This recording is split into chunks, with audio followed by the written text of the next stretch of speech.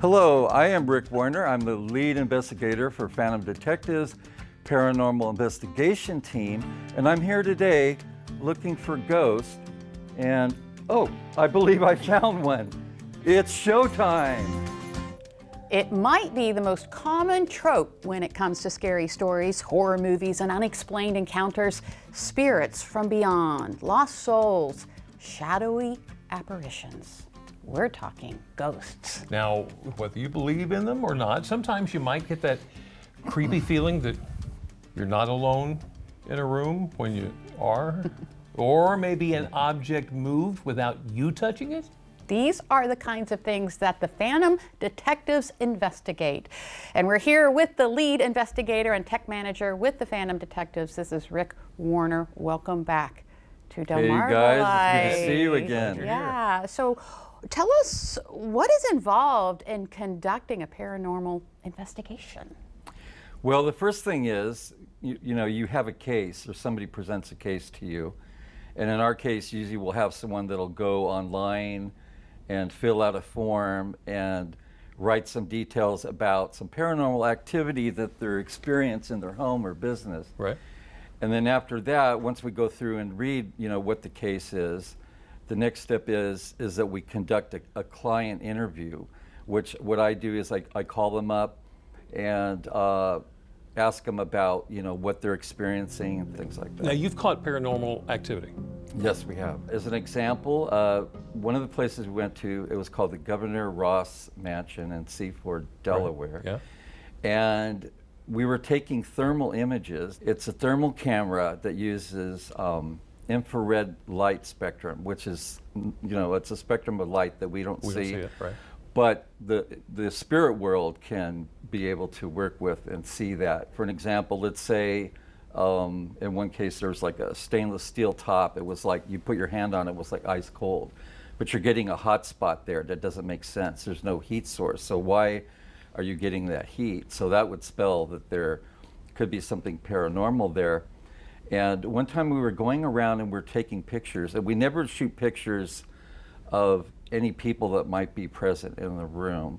So we'll go to maybe like different parts of the walls that are not a heat source or air conditioning heaters. We avoid those areas and we start taking pictures.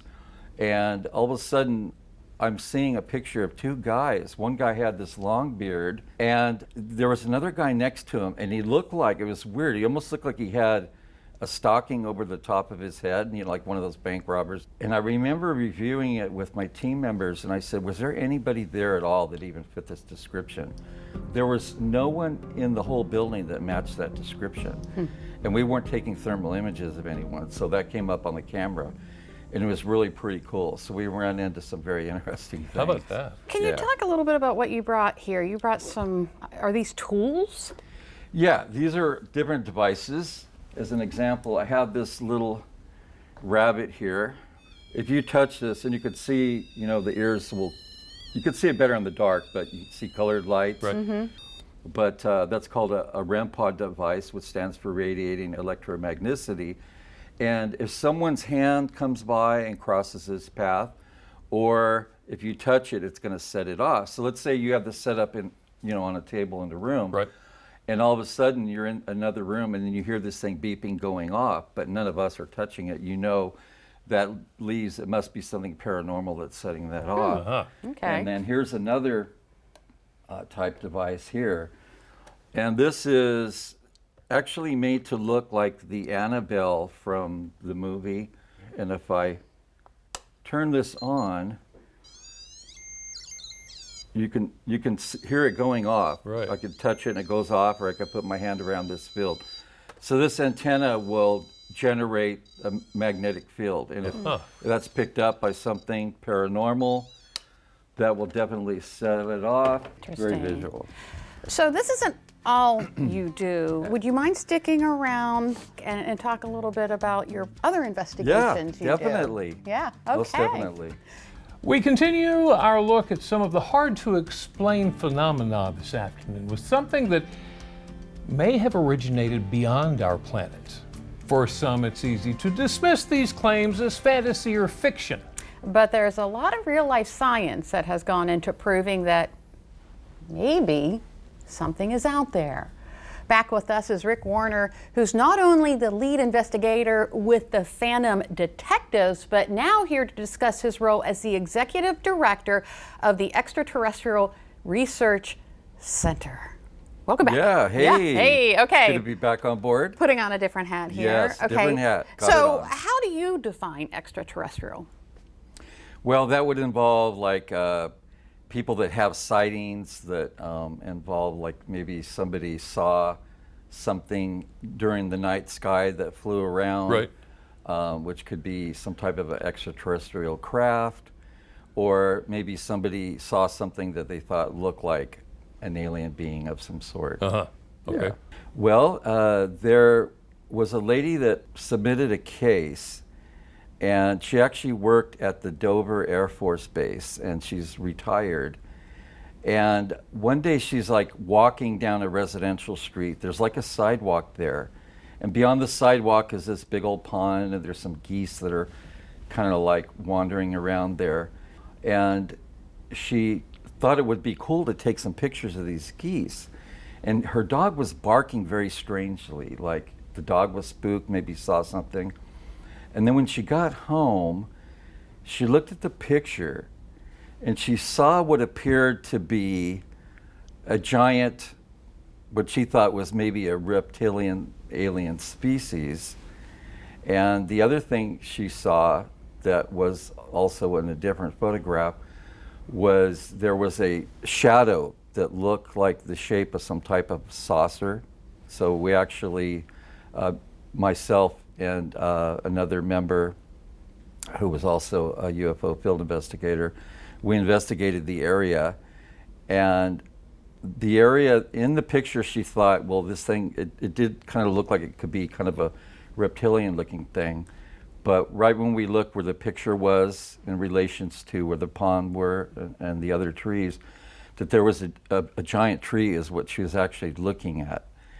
And at the top of the tree, there was a couple pine cones that she thought were eyes. Okay. So, and it wasn't until we actually got close and we looked up, and then you could see that there's, you know, some pine cones up there. And so it gave it the appearance that it was like a face of something. So we were able to debunk that it wasn't anything extraterrestrial. And then the other thing, as far as the saucer-shaped thing, Yeah. we found out that, so a lot of times, you know, when you see a shadow, maybe the sun's out, but there's a building there and you'll see a shadow that gets cast. But if you look on a rainy day, like when cars drive by and you look underneath the car, you could also see a shadow as the car, you know, runs down the road. So that's one thing that we learned, was that the water tower that was close by was casting a shadow, even though there was no sun. Right. It didn't need the sun to cast the shadow, but just having even on a cloudy day, you can still get a shadow. So sometimes So that's there what are, made it look like it was some type of extraterrestrial vehicle, which so it wasn't. sometimes there are logical explanations for what you think you saw. That's right. Can people get involved with the Extraterrestrial Research Center? What we more try to do for people is give them a place where they can educate themselves on the extraterrestrial subject matter. You know, we have like a dictionary section actually with different words and terms where they could learn about different, you know, meanings of things. And we have videos there that are educational that they could learn from, different types of interviews and things like that. And also, you know, sharing about different cases that show them like what type of cases that we worked on. Right. And people could also submit using a sighting report form. They could go online and they could submit a case for something that they think could be possibly extraterrestrial. Right. Interesting. There you go. Rick Warner, thank you for sharing Thank all you, this Rick. Thank you. information. Appreciate that. Wonderful talking to you.